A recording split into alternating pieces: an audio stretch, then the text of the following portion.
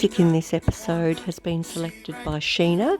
The band is Fat Freddy Drops and the song title Wandering Eye. Well, it is a beautiful day today at the Belle Reeve Yacht Club. Absolutely stunning. We've got the Crown Series races on. A lot of boats are just coming back from that. We've got bands playing at the pub. Everyone's having a jolly good time.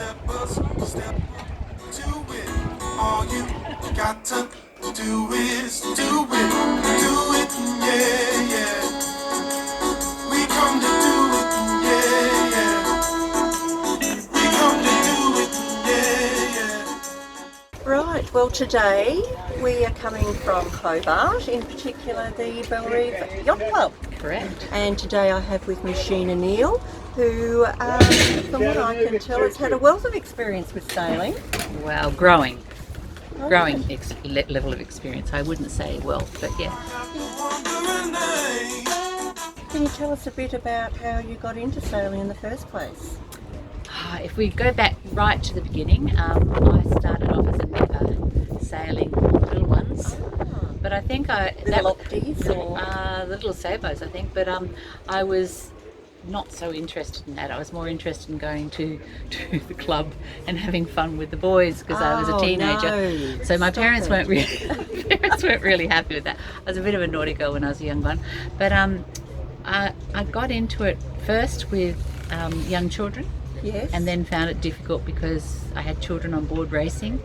Okay. Then my partner went to New Zealand to do his postdoc, and I stayed here and looked after the kids, and I needed something to do, and I got invited on board a couple of boats, and so I tried about 3 or 4 before I found the boat that I felt comfortable with and enjoyed, and I started to develop my skills from there, and then I started doing deliveries. Yeah, now how did that come about? How did you just then suddenly start doing deliveries? Well, I used to see people go off because racing is only in the Derwent at the moment, and I used to get to do long distance races sometimes, but I wanted more, and I used to see people going off, but it was always very hard to get in and know how to do that, and I knew that I didn't have any skills to do it myself. Yep. And back in those days, there wasn't the technology or a lot of the things that we have now. Like there wasn't self-furling mainsails and stuff like that. It was all, you had to be pretty strong, and I didn't know a lot, so I needed to upskill. So by jumping in, as blokes do, jump in and put your hand up, I figured that I'd know if I liked it. So I did a couple of Sydney to Hobart deliveries. I did one to Melbourne, a couple to Sydney, and I knew that I could handle the big seas. In fact, it seemed that I could handle them better than a lot of the people on the boat. Yep.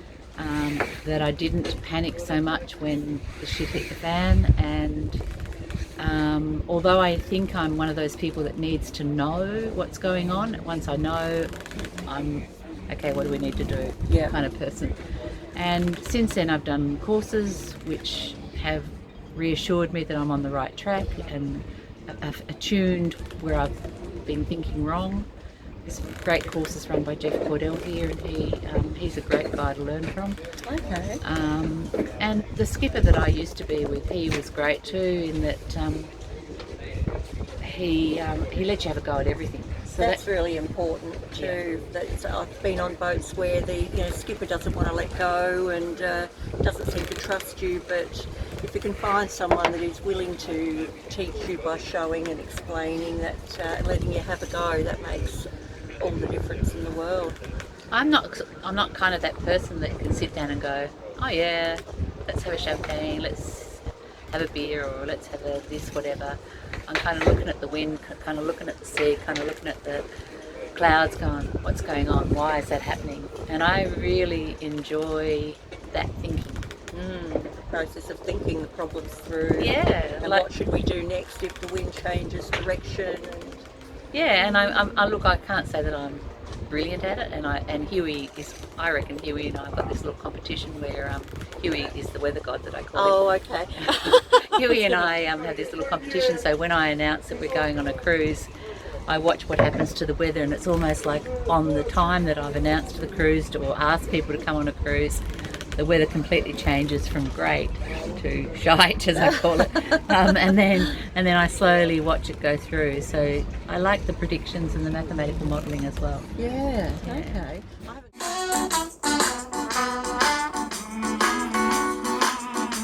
Partner, a beautiful Jeanneau 42 called Tahiti. Yep. And how did you come across this vessel? How long have you had this boat? Had it for 5 years. I had a dream ever since I started sailing again. I knew he liked sailing, so I had a dream that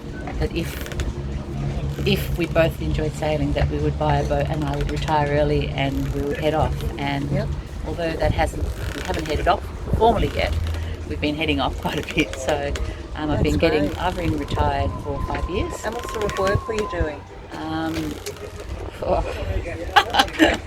I was in the public service. I was a principal and assistant principal at a school. Long time ago now. I think my partner went to that school growing up in Tasmania. Yes. I went around lots of schools, and I like to leave that behind me, basically. Yes. Being a teacher is a hard lifestyle. It's a thankless task. It's a very thankless task. Admire anyone who puts their hand up to teach or be a principal. There's so much work. I just don't think parents realise how much work goes into raising our children. I actually think the kids are worth it, but and I really enjoyed all of them.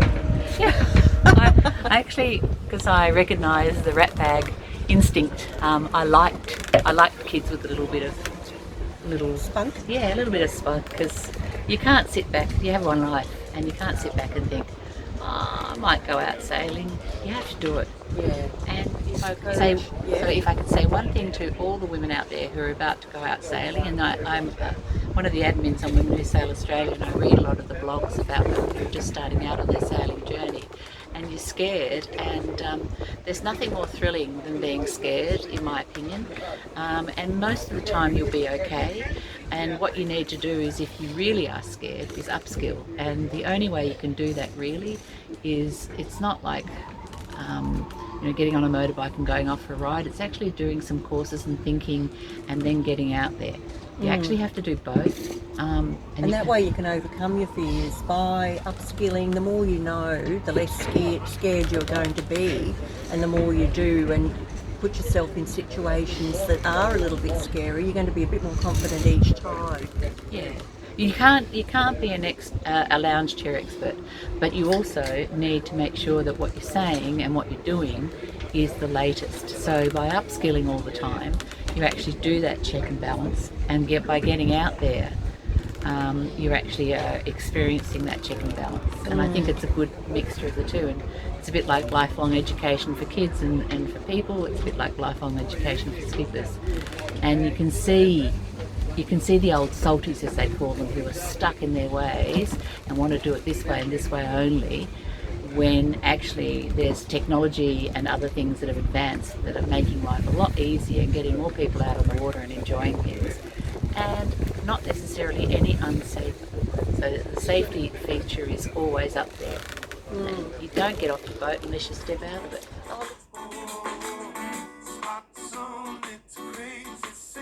Oh, look, the technology has made a huge difference in sailing.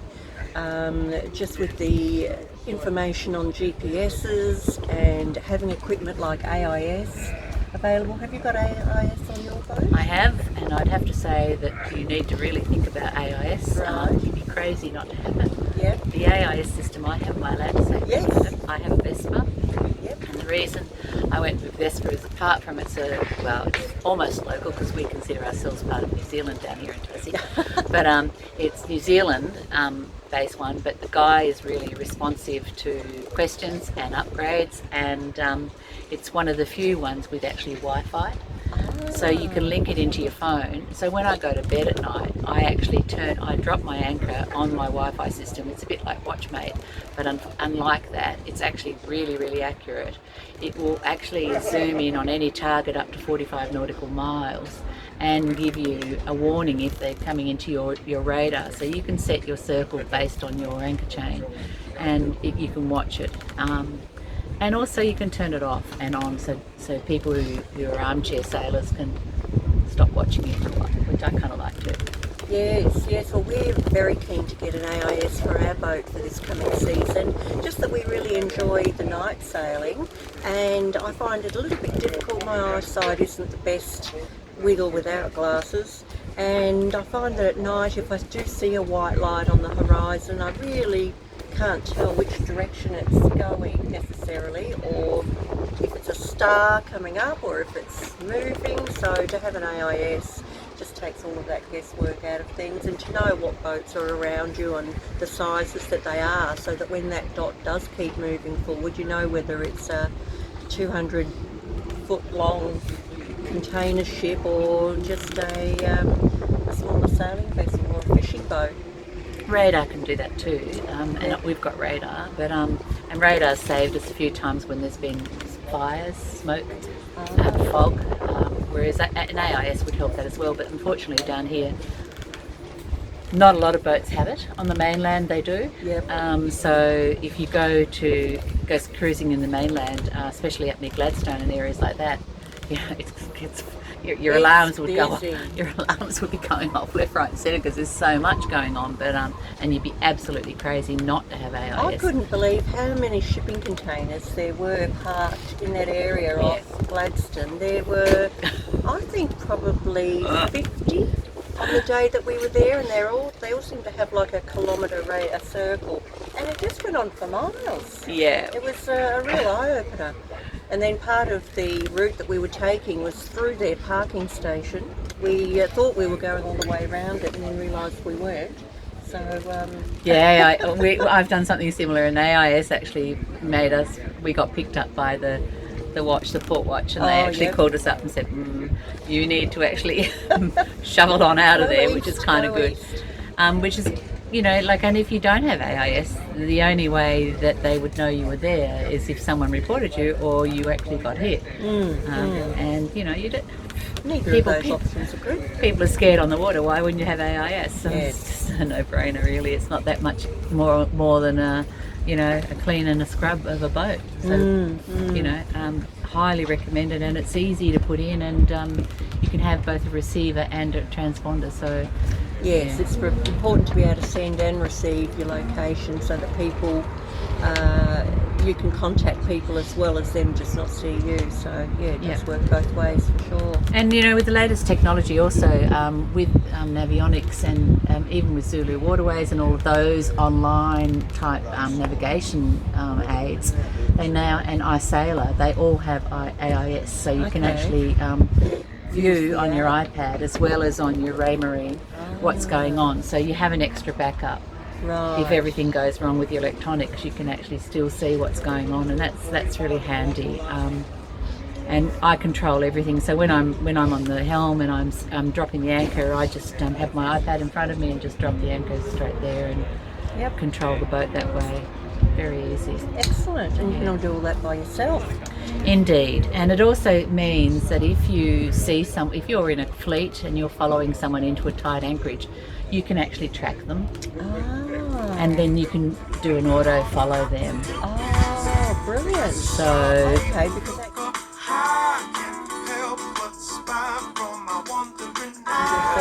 because heading off on Wednesday, and next week you're going off to Victoria, but you're taking a few boats along for the ride? Yeah, I got asked to lead the cruises for the Belrive Yacht Club. I used to lead cruises for another club, and decided that wasn't for me, but the Belrive Yacht Club approached me and said that they really enjoyed what I talked about, so would I be interested in leading them for them, and I said yes, and didn't want to do it on my own, so I've got a group of guys together who I get on really well with, and we're kind of really good mates, and they bring different skills and enjoyment to that cruising group that I sort of help organise. And what we do is we each lead a cruise each year plus a long one, and so this is our long cruise for this year, and it's up the east coast, exploring Flinders, island hopping across to Wilson's Prom, and then down into Port Phillip Bay. Fantastic. And how many on this particular regatta? There were 10 to start off with, but we've dropped down a bit, so we're about 6 at the moment. Yep. But of course, Huey and how our boats are prepared will determine how far they get. Yes, yes. There's a bit of a swell on the east coast at the moment. Oh, so. there certainly is. We've got that cyclone coming through, but we don't actually have our boat here at the moment. We've come down by road, but next season we're definitely going to sail down and look forward to doing a few more passages. And I was thinking even to come over to Tassie, we might go back via New Zealand, because I think we've got the America's Cup race happening in 2020. Yep. Yeah, I think 22. there's a couple of races that are going over to New Zealand too. There's a two-hand race Kristen and I have been talking about as well. Right. But our plan is to go to New Zealand. It's a nice place. We explored the South Island pretty extensively. I haven't sailed there from Tassie. Haven't you? No. Yeah. But I don't mind ocean passages. Yeah. They're kind of much more relaxing, even with big weather systems coming through, than coastal. So you know what you've got. Yes, yeah. And you deal with it. I sailed as crew to Vanuatu last year. And that was fantastic. interesting. And where did that leave from? That led from Southport. Yep. In Yep. Queensland. That was on a cat shoeing wilderness, and that was interesting. And we ended up stopping in Noumea to have a rest for a little while we did some repairs on the boat and kept on going. But I'm looking forward, because this boat I can sail by myself. So That's fantastic, a 42-foot boat by yourself. I'm very impressed with that. I think the most impressive thing is that I've actually, and this is something, I don't know if any other women experiences this, but I've got low to medium blood pressure. It sometimes goes high. And the only time it goes high is when I'm reversing this in. Oh gosh. Because I don't have a bow thruster, and I have a big motorboat next door to me and a boozin that's quite expensive on the other side. And the wind blows either that way or that way, and I get wind walk. And so I've learnt kind of, okay, there's been a few interesting times where I've almost sworn. But yeah, I'm getting better, but and I've had a few perfect ones that actually people have witnessed, which is kind of nice. That's good that people have witnessed those. Usually the perfect ones happen when there's nobody watching. No, there's nobody watching, that's right. And when there's someone watching, or there's more people watching, or you actually have to answer somebody. Like if you're on the shore and you're helping someone reverse in, the best thing is to say nothing, or a little bit, or do you need any help? And if they say no, just go, because you're actually answering them is more challenging and more distracting than actually getting your boat in sometimes. So I've got to work out a way to convince my partner to let me try getting the boat into the pen. He doesn't trust me at the moment, but I think I could nail it, but certainly not reversing in, but usually we go in bow first. Well, the thing is, and this is something that everyone has to consider, my partner is a bit of a maverick, and he's certainly capable of sailing this boat on his own. But if he goes overboard, I have to be capable. And not only that, I want to be capable.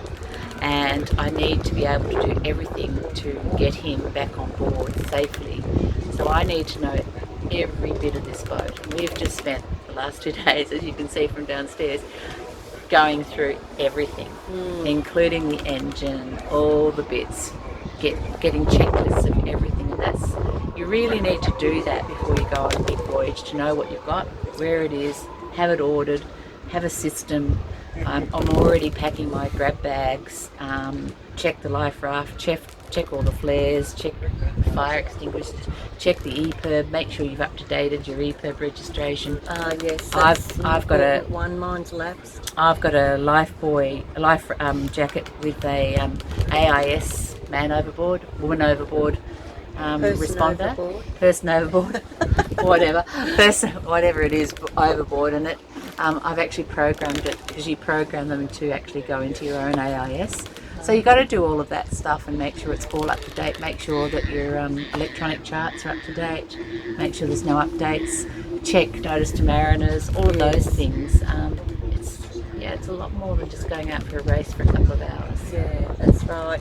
And then do you have safety lines on board? We do, and our safety line is actually at the repairers at the moment. We're actually replacing it with a longer one just to make sure that we're right with that. So we have a Dan buoy, we have a throw buoy, we have lots of lines, and we've gone through man overboard a couple of times. Have you? Yeah. Practicing that is really important, and if you practice it even in smooth waters, I don't like getting in the water, I have to say. I have shark scare, even down here, but I do throw him in, and I'm happy to drop the sails and rescue him, and see if I can do it, and I'm pretty good. We know what to do now, and I think in those situations you really need to practice it, because you won't be having it happen in a nice situation. No. We're lucky that our boom won't knock us out. There's no way. We don't go forward, and after dusk we don't go forward. We set the sails for a night I was sail. going to ask you what you do at night, like what are the rules with one person in the cockpit if there's sails that need changing? What's your We trim procedure? everything. Everything is trimmed from the cockpit. Yeah, okay. So we operate everything from the cockpit. Great. We've got a furling mainsail and a furling headsail. So, and we have a storm jib, and if we had to set the storm jib, we would set the storm jib well before night. Yeah, so there's really no need to leave the cockpit. No, you wouldn't leave cockpit, and if you did, you'd leave it with someone on board. Yeah. Someone watching you. Yeah. And the person going up would be harnessed in and the AIS on. Right. So, Okay. Now, are there any must-have items that you love to have on board that some people might not think of, like some little luxury or some little thing that you just don't want to go to sea without, that just makes things that much better? yep, my iPad. Oh, the iPad, yes. There's two Yes. things: my iPad and my Mega Boom speakers. Oh, okay, So good. they're not on board at the moment because they're charging at home. But I like I leave my Mega Booms up on deck, and I play music, and there's nothing more relaxing for me. Like, I know a lot of people and women who sail, they write comments about reading the rest of this book or sewing this or watching this bird or doing that. I just love listening to the music and watching the sea. And what sort of music do you like? I like all sorts, from opera through to reggae, to new music, to old favourites from my youth. Yeah, it doesn't matter. I think I confuse Spotify when they try and predict what I Trying like. to create a list for you. Yes, I think Spotify has that problem with me too, actually.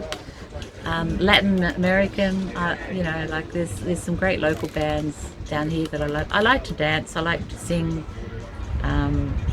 It's music. Dance like nobody's watching. I think we're old enough to not worry about all those sort of things. I think you get past that sort of stuff. And the other thing I think that's important is my hat, my sun hat. Ah. I have one of those. Can I go and get it? Yes, go yes, get it. please do. I'll show you. I've lost so many hats overboard that it's just not funny. I got the wondering name. It's called Workwear, and it's SPF 50. Right. And you can set it up in lots of different ways. So you can do. Give us a demonstration. Put my glasses on so you don't see. Hold on. You can just do it like a normal hat, Ah. like that. Yeah. Excuse the hair. And then you can wrap it. So you can wrap it so that you just basically That's handy. have it like that. Yes. So in big high seas or windy situation, you can, and it all velcros on. Yep. Or else you can turn it up. Ah.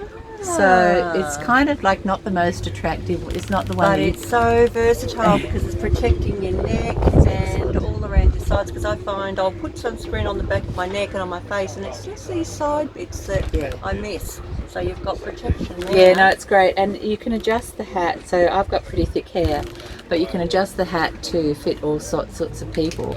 And it's also got this, which is really important too. Yes. So look, I kind of love it, I can see how that would not go overboard. and it washes really well. And you know, it's got Quick weights. to dry. It's got weights at got different. weights in your flaps, ladies, so your flaps don't go awry. And it's got little Velcro slaps here, so that, you know, if you're not using it, doesn't get caught up, so it gives you grief. Yeah, right. So it's someone who designed this has actually designed this well. And Jo Harper, actually, who sails a lot on her own, she has a boat called Spirit of Freya. She actually put me onto this because she used to wear them, and I was like, I want one of those. That's fantastic. And it's got a little sweat thing here, which you can wash as well. So your brow sweat, you can actually do. We might have to put a link in the description below of where we might be able to get those. I think, I'll yeah, take a little picture of the I can't logo. remember what it cost me. I think it cost about $25. Is that $30. all? Gosh. I think Jo was getting an order for a few because, you know, she likes to have different colours. You can get them in different colours. I think this is the only one I got at the time. But look, it's pretty good. Very nifty. And you can kind of really wrap up, so the only thing showing is your glasses. That's what I need. And you know, because my nose, I went and had my skin checked because I get sun damage all the time, and I was expecting the doctor to say, you know, because in Tassie we've got that ozone hole. I was expecting him to say your skin's really bad, blah blah blah. Losing you off the screen here. Your skin's really bad, blah blah blah blah. But my eyes are bad. Yes, it's a reflection off the water. So get some decent Polaroids, and make sure that you cover it. I haven't got it yet, but make sure you cover the top and the bottom. I've had to have a sunspot removed from my eyebrow. And you think, gosh, how can that be so? But it's because you're protecting everything else. But yeah, eyebrow. So yeah, skin damage, sunblock, Yeah. slip, slop, slap. We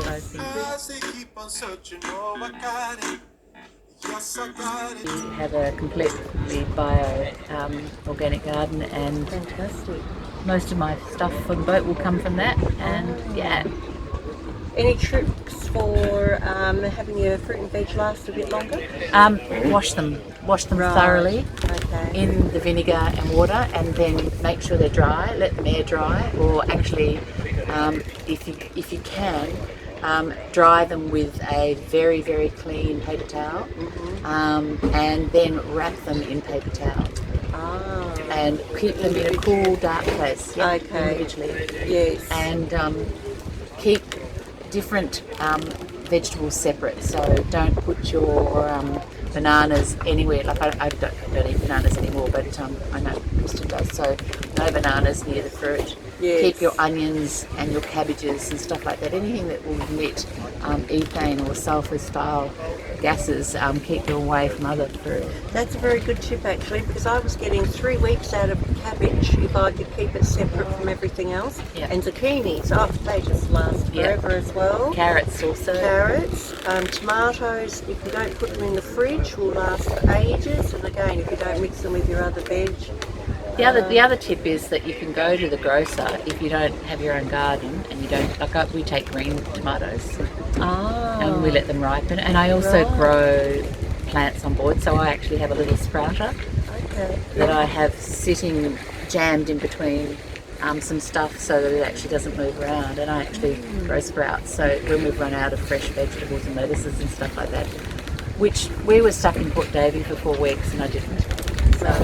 So you can. I've had up to 5 weeks of fresh vegetables. Wow, that's amazing. I must get onto a little sprouter actually. Because the other thing is, down here in Tassie, you don't have lots of shops to go to. No, not like on the mainland when you're cruising. There are lots of, and even islands that you can pop into and pick up fruit that they're growing, and coconuts. And cryovac. Get yourself a cryovac and a soda stream. Actually, I just got rid of my cryovac actually, because I found that I could get everything from supermarkets already cryovac from the butchers. But a soda stream, I definitely want a soda stream. That's my next investment. Well, it's good because it actually reduces space. Yes. And as long as you can keep it cool, if you've got a good, reasonable fridge, which we have,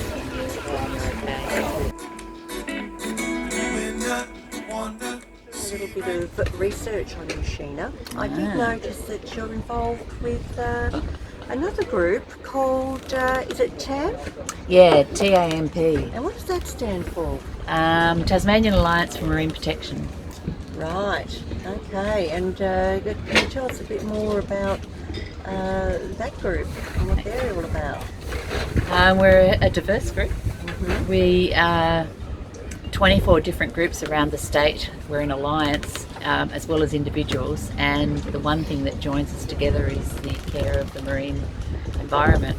So we have professional fishermen, we have amateur fishermen, we have abalone people in there, we have scientists, we have community groups, we have people from all of Bruni, we have people from the Tasman Peninsula, we have people from South Arm, we have people from the northwest coast, King Island, Flinders Island, and far down south as far as Dover, as well as sailors, and lots of other people who have one common concern, and that is the growth of the industrial fish farms and the devastation of our waterways and way of life. Well, it certainly is a hot topic down here. Everyone that I've been speaking to about the sustainable salmon farming, and the locals are all against what's happening with the pens at the moment, and keen to help out in any way they can. I suppose the biggest issue at the moment is the expansion into Storm Bay, which is the entrance to Hobart. So that's all the Sydney to Hobart yachts, all the racing yachts, all the cruising yachts use that as their entrance into the channel and into Norfolk Bay and Frederick Henry, and also into the Derwent. It's like a minefield down there. They want 80,000 tonnes of fish. That's more than the whole population of Tasmania sitting in Storm Bay. It's outrageous. It is outrageous. Why would they think that they can get away with doing that without a procedure in place for getting rid of all that waste? Well, they would say that there is a procedure, and the EPA would say that it just flushes away. See, there's no way that flushes away, and I know that you've got plenty of information and photos to show. It just sits there, doesn't it, killing everything around it? Well, there's certainly concern about that. It's not my area of expertise. The scientists that are part of our group, and there's certainly growing evidence to say that something's not quite wrong. There is certainly stress on the environment to the level that we're getting jellyfish and algal blooms that are not in keeping with what's been going on in terms of weather. So, like, I didn't even hear, like, there's a farmer down in Bruny Island, and I didn't even think about this, but his farm is near one of the fish farms, and the birds that feed off the feed as it's being thrown out to the fish come and excuse the language, they shit, shower and shave in his dams. Now what I said to him, well, what does that mean? And he said, well, what it means is they wash themselves, they shit into my dam, they foul up the water. I've had to move my cattle, and I can't use it to feed my vegetables, so I've basically got a dam full of fouled water, all from the fish farm. So, you know, that wasn't even a consequence that I had thought of. I'm concerned about the number of boats that aren't speaking out, and you know, if you get hit, why wouldn't you speak out? But down here in Tassie, we seem to get fixed by the companies, and suddenly we're not talking. Well, I'll have a link to the TAMP website as well, and there is a section there where you can click on a tab where you can join, get your voice heard as well, find out a bit more about what's happening in these waters with the farming and what you can do to have your own little protest, or there's definitely more information available. Yep, and don't be a victim. So if you get, like, you know, like, keep an eye out there, because there's pipes that were so big that I couldn't actually fit them on my boat, floating around in the water, and under zero tolerance. And this government seems to be completely unwilling to actually be transparent about what's going on. And so we're not actually, the fish farm industry is just taking advantage of what they're being allowed to do. So good on them for making their profit at our expense. But I'm actually we're calling on the government to actually tighten it up, make it fair, make it real, and actually, you know, if you've got smolt farms above our water catchment, make sure they don't actually shit into our water system, so we have to pay the cleaning for it. And it's just not safe to sail in those areas with all the debris around. So very important to clean up their act. I've known 2 boats that have been hit. this year there's been already 3 accidents and the fish farm's fighted. But when you get to a boat that's got children on it and they're off a fish farm and they get both their motors fouled up, you have to start That's thinking, not right. well, you know, what is this about? Anyway, Very good. Okay. I'm leaving that behind for a while and going Yes. sailing, and hopefully we're going into waters that they don't have access to yet. Although they have got fish farm access to Flinders, they haven't actually utilised it. Okay. So if you think it's not a big issue, have a look at this map and have a look at where they can go, and then be scared. Yes, yes.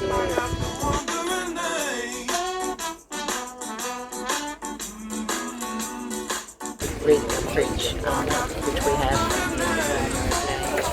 The noise behind us is the end of the Crown series, so there's Let's have a little look. this is what I used to do. We've got yachts coming You in. can see there's a lot of testosterone around. There us. is a lot of testosterone over there. Oh, I do see some estrogen. No, there's some women sailors there. They're pretty cool too. So Yes. yeah. All And right. we're just waiting for the boat that's visiting to come in and avoid hopefully hitting my boat. Yes. So I've got all my yet, so they I've shouldn't got be all too my far fenders away. out to defend off, because he's an old salty and he's not quite happy about women telling him what to do. There's a few of them out there, aren't there? And Yes, there are. gosh, don't they get annoyed when women tend to speak out? Yes, they don't think they know that we know what we're doing at all. Well, some of them are even bullies, and you know, Yeah. that's the other thing. Women, if you are out there and you get hassled by a guy, or you get given grief by somebody in your club who thinks he knows it all, just know in your heart that Huey will get him. And Really, the weather god. Huey the weather god will get him, and his time will come, because actually it's not about you, it's more about them and their problem. I agree. Thank you very much. You're welcome. Thank you so much for having me. And yeah, get out and go sailing. And come down to Tassie, because it's not as scary as people think. No, I'm really. Don't looking bring your forward to cats, it. bring your monos so we can all fit. Lovely, thank you. Stay with us, folks. Sheenagh's going to tell us about a little side hustle she's got going on to help with her cruising fund. It's a product range, skincare, hair care and soap range called Pandani Tasmanian products. Okay, so on a separate matter altogether, Yep. tell us about the Pandani products that you've got a little side gig, a little side hustle. We'd all like a little side hustle while we're cruising, I'm sure, to help fund our sailing kitty. But tell us a bit about Pandani. My husband used to work for a certified organic company, and he used to be the certification chemist. So he used to bring home samples of their products. We both met when we were doing chemistry, so I've got a chemistry honours degree as well, and I used to be an organic chemist, and I said to him, why can't we make this?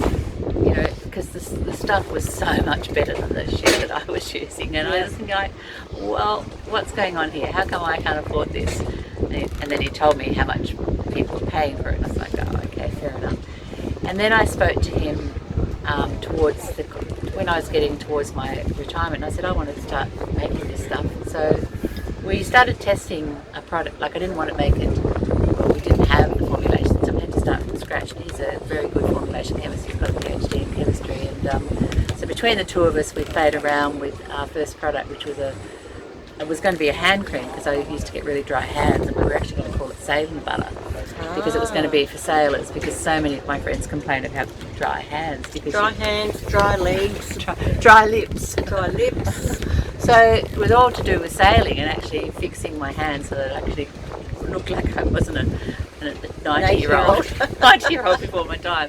Not that I don't mind that idea, but you know, like, it's kind of nice to have good hands. And so that's how we started, and I've got 9 products on the market now, and my sailor's butter has transformed into what's called a skin cream, and it's a cream, and it's growing in popularity, and it's organic, and it's made with mostly Tasmanian things. That's lovely. So it's kind of really good, and I like the fact that I know where all of my ingredients come from, and we make it from scratch, and we own the formulations. So Fantastic. and because I'm very environmentally friendly, I try and make it in. So I offer refills for locals, and it's in recyclable containers. So I found a company in Australia that actually makes recyclable things. So my containers that aren't actually in glass or aluminium, they are actually made from recycled PET in Australia. Good. So that's kind of at least, it's not brilliant, but it's at least It all helps. Yeah. We're all trying to do our bit. and it's recyclable. So I try and buy local, try and look local, and try and work local. So we've got some really nice soap, and that's all Tasmanian. So it's almond oil from Tasmania, it's poppy seed oil from Tasmania.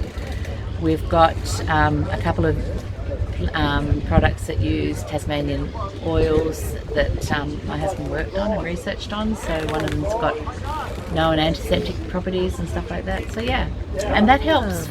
Well, it's not yet, but I'm hoping it will help fund some of the expensive things, like new Dodgers and sails. And we've got to do the rigging this year, so it's hey Huey. Yes, Dodger, Sheenagh. nice Dodger. It is a nice Dodger. It is. Dodgy. Yeah, so it is good, and yeah, I'm just admiring my new Dodger, which I'm very proud of, and It is a very nice Dodger. We'll have a look at that in a minute. just got it, and that's going to keep me storm-proof when we go through Bass Strait. So, got to have a good Dodger when you're going through the sails. We've had waves come right over the top of the boat, and you don't want your Dodger to cave in. No, I've seen some very flimsy looking Dodgers. Yeah, that and one's we did not pretty want to get structurally one sound. of those, but yeah, that one looks really good. Yeah, no. Okay, well, thank you very much for your time today, Thank Sheenagh. you. I know you're very busy trying to get away through the week, and I really appreciate your time, and it's been lovely having a chat. Thank you. I've just got to do my fresh vegetable wash downs. Oh, do you wash with?